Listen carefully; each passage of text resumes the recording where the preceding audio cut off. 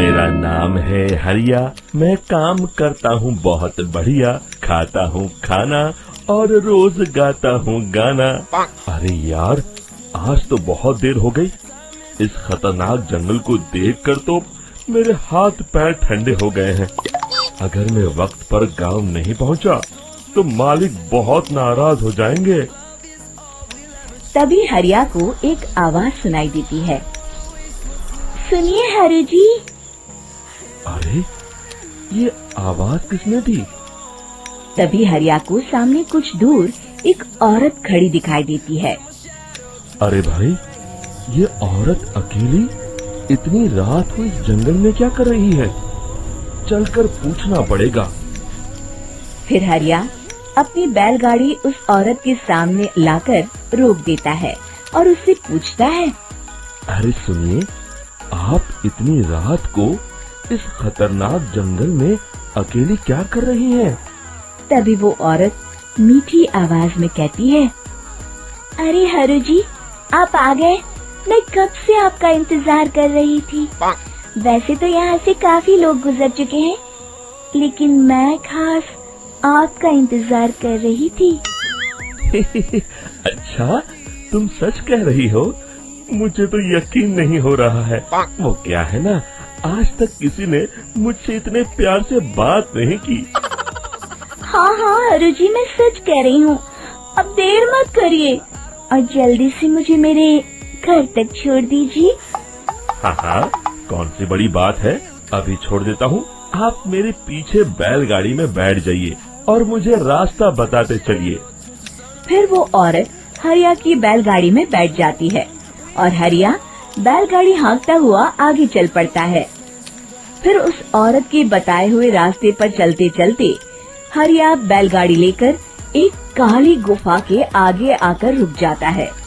हरिया उस औरत से पूछता है, हाँ देवी जी, आपका घर कहाँ है?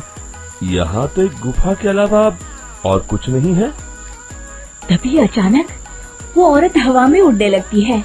देखते ही देखते उसका सुंदर रूप एक डरावनी चुड़ैल में बदल जाता है और वो जोर जोर से हंसती है।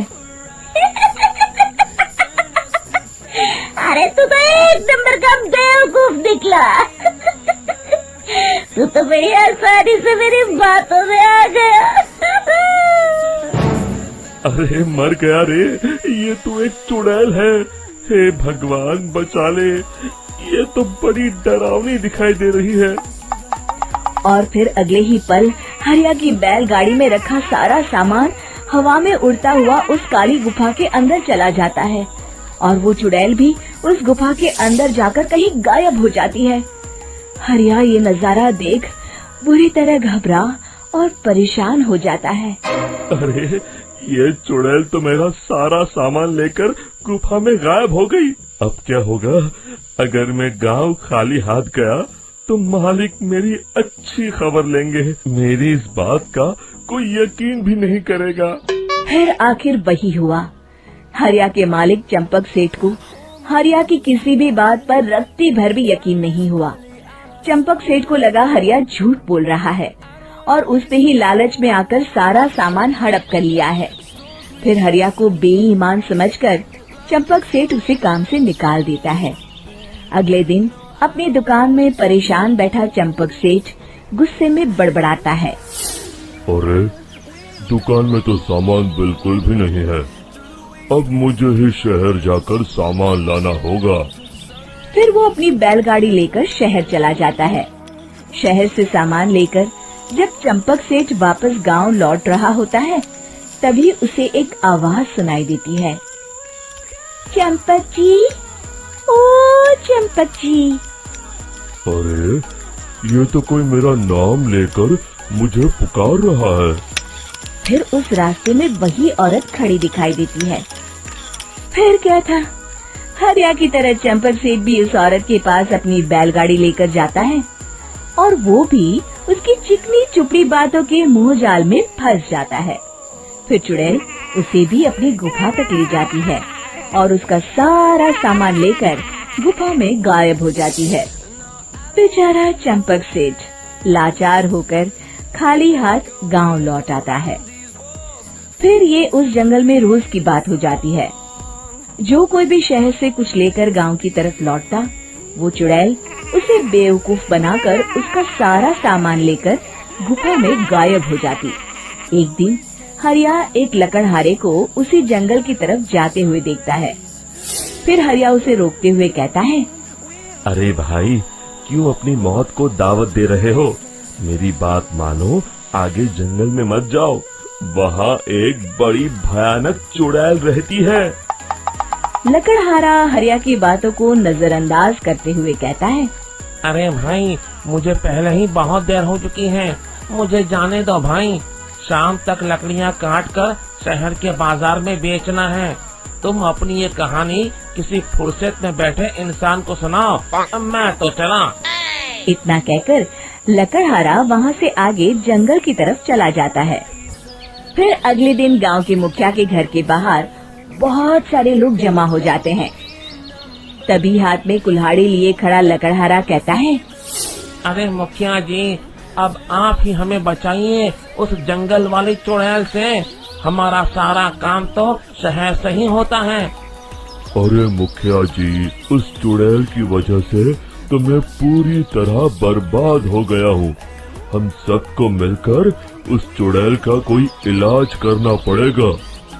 तभी भीड़ में खड़ा वीरा कहता है, आप लोग चिंता मत करिए, कल से वो चुड़ैल किसी को नहीं लूट पाएगी। मेरे पास एक बहुत अच्छी तरकीब है। तभी चंपक सेठ उसका मजाक उड़ाते हुए कहता है, अरे तेरा नाम वीरा है तो क्या हुआ? तूने अभी उस चुड़ैल को देखा नहीं है? जाकर अपना काम कर, बड़ा आया। तब मुखिया जी कहते हैं, नहीं चंपक सेठ, मुझे लगता है हमें इस लड़के को एक मौका देना चाहिए। फिर सभी गांव वाले मुखिया जी की बातों से सहमत हो जाते हैं और वीरा शाम को एक बैलगाड़ी में कुछ सामान लादकर उस जंगल की ओर चल देता है। वीरा, ओ वीरा, कहाँ जा रहा है? तभी वीरा मुड़ के देखता है, वही चुड़ैल एक औरत के रूप में खड़ी है। अरे बहन जी, मैं आपको ही ढूंढ रहा था। देखिए, मैं आपके लिए क्या लाया हूँ।